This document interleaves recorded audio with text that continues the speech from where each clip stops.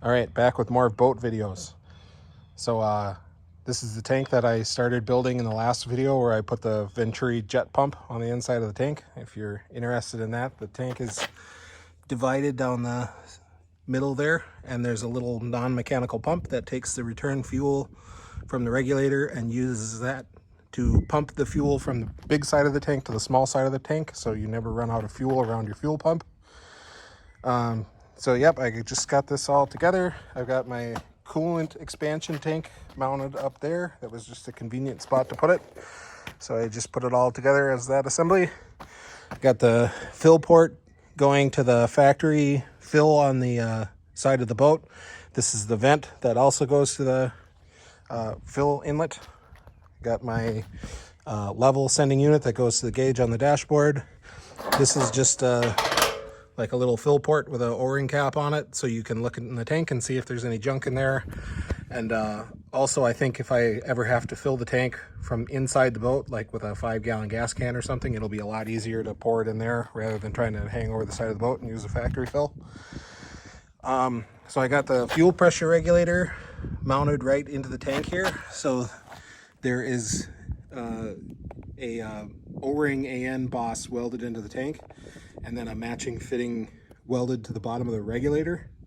And the regulator just screws into that O-ring fitting and seals in there. You can unscrew the regulator to get it out if you want. Got fuel pressure sender on there, and then the return from the fuel pressure regulator goes down through a hose on the inside of the tank and goes into our venturi jet pump. And then I did decide to put a flex fuel sensor on the return side of the fuel system. I don't intend to ever actually run E85, but I figured while I was doing all this, I might as well just do it now and wire it in. So I've got that in case I ever lose my mind. Then let's see, I got my brackets welded to the side to mount it to the bottom of the boat.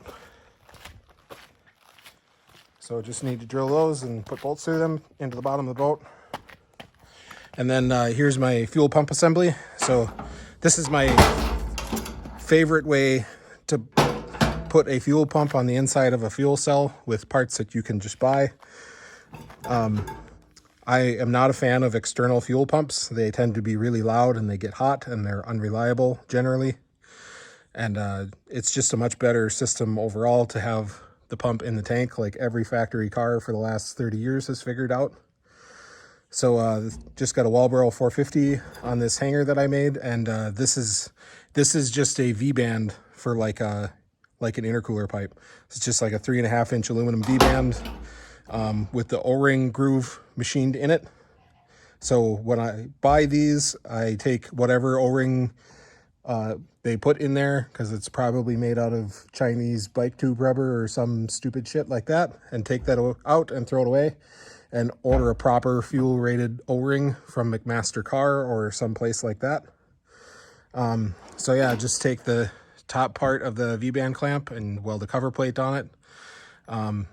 I actually decided to put my fuel filter on the inside of the sending unit just to save some space in the boat and make it less cluttered and less complicated.